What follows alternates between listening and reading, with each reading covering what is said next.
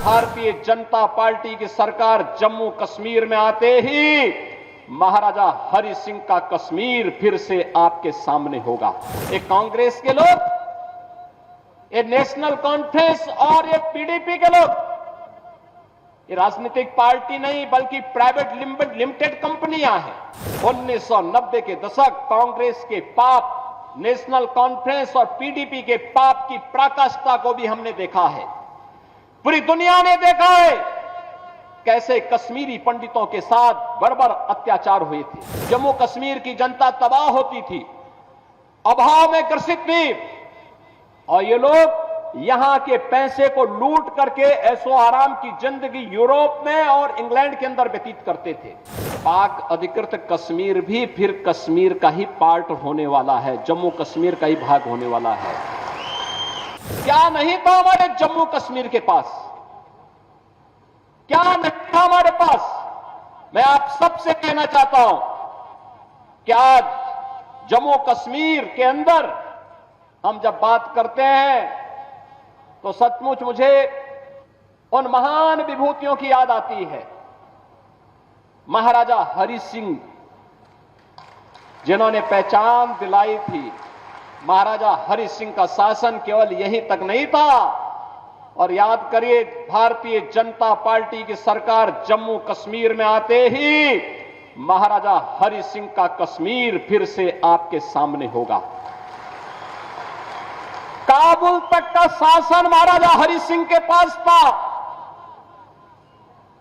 तिब्बत में डोगरा सेना रहा करती थी। कौन नहीं जानता है पंडित प्रेमनाथ डोगरा जी के प्रति किसके मन में सम्मान का भाव न हो। और जब कबालाई यहां घुस करके आंसू को फैलाना चाहते थे, तब ब्रिगेडियर हरि सिंह ने, तब ब्रिगेडियर राजेंद्र सिंह जी ने last man and last bullet का नारा भारत की रक्षा के लिए अपने आप को बलिदान किया था।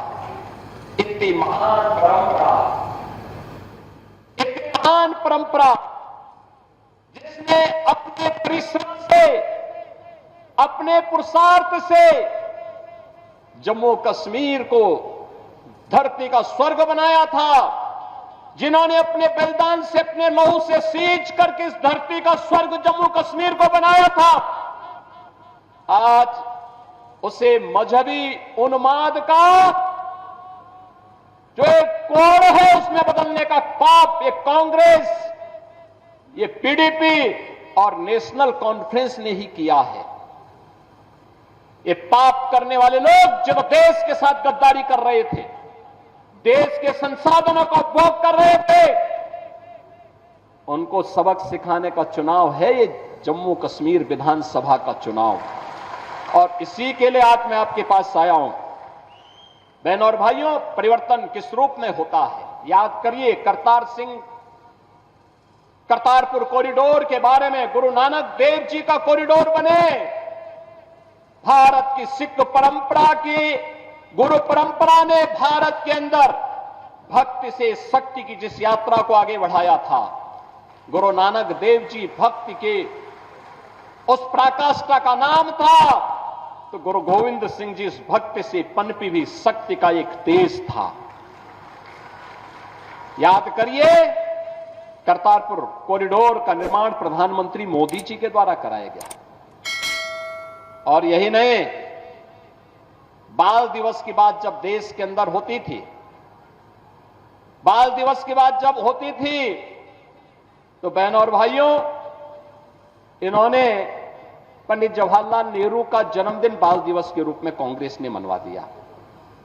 मुझे बताओ, अरे बाल दिवस के रूप में नाम आना चाहिए ना उन लोगों का।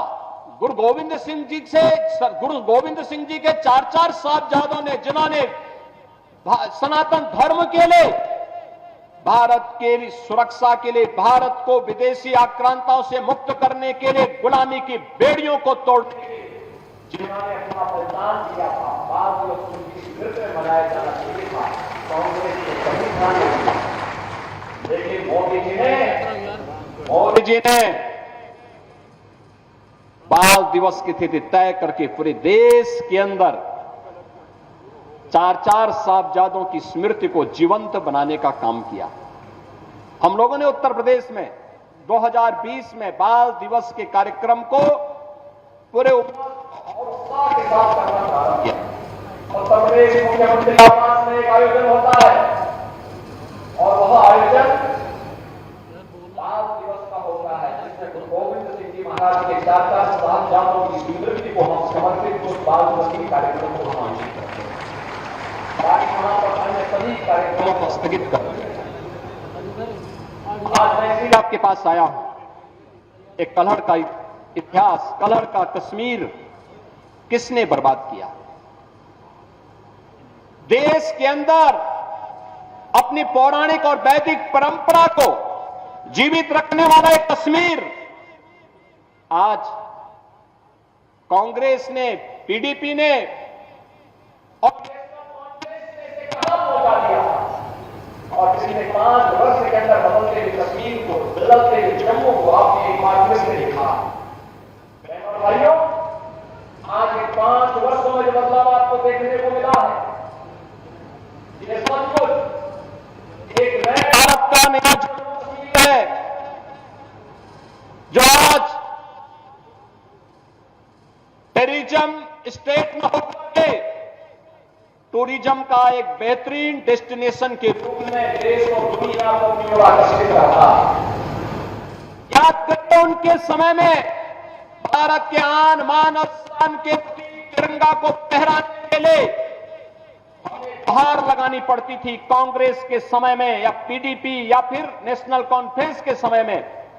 लेकिन आज जम्मू कश्मीर के अंदर G20 के समिट होते हैं, दुनिया आकर के देखती है जम्मू कश्मीर के अंदर की टूरिज्म के डेस्टिनेशन के साथ साथ एक अंतर्राष्ट्रीय स्तर का समिट यहां पर पूरी दुनिया को अपनी ओर आकर्षित करता है।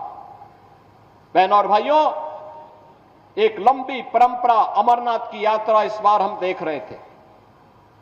पहले धमकी आती थी कि अमरनाथ की यात्रा नहीं होने देंगे, पहले धमकी आती थी उनके समय में और वे लोग सहम जाते थे, और अब तो पूरा देश और पूरी दुनिया बाबा बर्फानी के दर्शन करने के लिए अमरनाथ की यात्रा में आता है।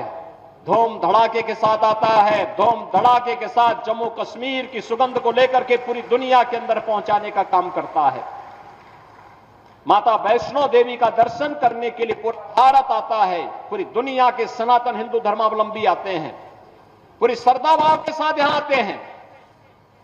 ये कांग्रेस के लोग, ये नेशनल कॉन्फ्रेंस और ये पीडीपी के लोग, ये राजनीतिक पार्टी नहीं बल्कि प्राइवेट लिमिटेड कंपनियां हैं। प्राइवेट लिमिटेड कंपनियां निवेश करें और उसके माध्यम से उद्योग धंधे चलाएं तो ठीक बात है, लेकिन राजनीति में प्राइवेट लिमिटेड कंपनियां बंद होनी चाहिए, क्योंकि ये राजसत्ता को अपनी बपौती मान करके आम जनता का शोषण करते हैं। और यही तो कार्य ये तीनों दल जम्मू कश्मीर के अंदर करते रहे। इन्होंने यहां दलितों को आरक्षण नहीं देने दिया, इन्होंने यहां पकड़वालों को आरक्षण नहीं देने दिया, इन्होंने यहां पहाड़ियों को आरक्षण नहीं देने दिया, इन्होंने यहां पर मुख्य धारा के साथ यहां से जुड़ी हुई जातियों को जोड़ने के लिए कोई सार्थक प्रयास नहीं किया, बल्कि 1947 में पाकिस्तान से जो लोग, जिनकी संपत्ति वहां छीन ली गई थी, जो लोग भारत के अंदर आए थे, इनको भी उन्होंने नागरिकता नहीं देने दी। और जब मोदी जी ने और अमित शाह जी ने जब इसके लिए कदम उठाया, सिटीजनशिप अमेंडमेंट एक्ट बना करके उसको प्रभावी ढंग से लागू किया, तो उसका विरोध ये सभी दल करते हुए दिखाई दे रहे थे। बहनों और भाइयों, 1990 के दशक कांग्रेस के पाप, नेशनल कॉन्फ्रेंस और पीडीपी के पाप की पराकाष्ठा को भी हमने देखा है, पूरी दुनिया ने देखा है। कैसे कश्मीरी पंडितों के साथ बर्बर अत्याचार हुए थे। मानवता का इतना बीभत्स पाप उस समय हुआ था, उनके प्रति सहानुभूति व्यक्त करने की बजाय उन दहशतगर्दियों के साथ ये सभी दल खड़े हुए थे। केवल भारतीय जनता पार्टी उस समय उन पीड़ित कश्मीरी पंडितों के साथ खड़ी थी। और मैं आज फिर आपसे कहने के लिए आया हूं, भारतीय जनता पार्टी समाधान का नाम है। जो भारतीय जनता पार्टी कहती है वह करके दिखाती है, और भारतीय जनता पार्टी ने मोदी जी के नेतृत्व में जो कहा सो करके दिखाया है। आज जम्मू कश्मीर में टूरिज्म का बेहतरीन डेस्टिनेशन है, आज बेहतरीन कनेक्टिविटी है, आज यहां पे वर्ल्ड क्लास इंस्टीट्यूशन स्थापित हो रहे हैं। कहीं एम्स है, कहीं आईआईटी है, कहीं आईआईएम है, कहीं सेंट्रल यूनिवर्सिटी है, और यहां पे इन्वेस्टमेंट के लिए भी एक नई धरातल के रूप में, एक नई धरती के रूप में जम्मू कश्मीर यहां के रोजगार के साथ, स्वतः रोजगार के साथ जोड़ते हुए अब तो बिना भेदभाव के शासन की योजना का लाभ भी जम्मू कश्मीर के अंदर मिल रहा है। आप अनुमान करिए, लगभग 2.25 लाख गरीबों को प्रधानमंत्री आवास योजना में एक आवास उपलब्ध हुआ है। पहले पैसा कहां जाता था? ये तीनों परिवार चट कर जाते थे, और फिर इसीलिए तो इनके साल भर में 8 महीने इनके इंग्लैंड में व्यतीत होते थे, यूरोप में घूमते थे लोग। जम्मू कश्मीर की जनता तबाह होती थी, अभाव में ग्रसित थी, और ये लोग यहां के पैसे को लूट करके ऐशो आराम की जिंदगी यूरोप में और इंग्लैंड के अंदर व्यतीत करते थे। बहनों और भाइयों, आज यहां पे फ्री में राशन का लाभ प्राप्त हो रहा है, आयुष्मान कार्ड की सुविधा उपलब्ध हो रही है, बेहतरीन कनेक्टिविटी के साथ हर घर नल की योजना को आगे बढ़ाने का कार्य हो रहा है। यहां पर जो अनेक कार्यक्रम हुए हैं, ये सभी आज नए जम्मू कश्मीर की स्थिति को आप सबके सामने प्रस्तुत करती है। और इसलिए बहनों और भाइयों, जब हम जम्मू कश्मीर की विधानसभा चुनाव की दृष्टि से आज यहां पर एकत्र हुए हैं, यहां पे 2 चरणों के चुनाव संपन्न हो चुके हैं, मैं आप सबसे इसी बारे में कहना चाहता हूं। याद रखना, जम्मू कश्मीर यहां पर चुनाव के माध्यम से दुनिया के अंदर जो संदेश गया है, जो ये लोग कभी राहुल गांधी के रूप में, कभी किसी अन्य रूप में जम्मू कश्मीर के बारे में, भारत के बारे में दुनिया के अंदर दुष्प्रचार करते थे, उसका जवाब जम्मू कश्मीर विधानसभा का चुनाव दे रहा है। भारी संख्या में मतदाताओं का मतदान के लिए उमड़ना चुनाव के प्रति उनके रुझान को दिखाता है कि उन्होंने परिवारवादी राजनीति को, विभाजनकारी राजनीति को तिलांजलि दी है, और वे आज जम्मू कश्मीर के अंदर एक लोकतांत्रिक सरकार चाहते हैं, और लोकतांत्रिक सरकार के माध्यम से विकास की मुख्य धारा के साथ जुड़ करके एक भारत श्रेष्ठ भारत की सजग प्रहरी के रूप में काम करना चाहते हैं। बहनों और भाइयों, शांतिपूर्ण तरीके से चुनाव और भारतीय जनता पार्टी की यहां पर वापसी, याद रखना, पाक अधिकृत कश्मीर भी फिर कश्मीर का ही पार्ट होने वाला है, जम्मू कश्मीर का ही भाग होने वाला है। और यही तो हलचल है पाकिस्तान में। वे अपने लोकतंत्र को बचा नहीं पाए, उनको अपने लोकतंत्र को बचाने के लिए मशक्कत करनी पड़ रही है, और मशक्कत करते करते आज पाकिस्तान इस स्थिति में पहुंच गया है कि वहां पे 1 किलो आटा के लिए भी लाले पड़ रहे हैं। आप देख रहे होंगे, भारत में 80 करोड़ लोगों को फ्री में राशन की सुविधा का लाभ दे रहा है, 60 करोड़ लोगों को 5 लाख रुपए हर वर्ष स्वास्थ्य बीमा का कवर देता है। जीवन ज्योति बीमा योजना हो या जीवन सुरक्षा बीमा योजना, 12 करोड़ किसानों को किसान सम्मान निधि का लाभ दे रहा है। 10 करोड़ गरीबों के घर में शौचालय का निर्माण कर दिया है। 10 करोड़ गरीबों को उज्ज्वला योजना का फ्री का सिलेंडर उपलब्ध करवा चुका है। एक तरफ भारत है और दूसरी तरफ पाकिस्तान है, रोटी के लाले पड़ रहे हैं।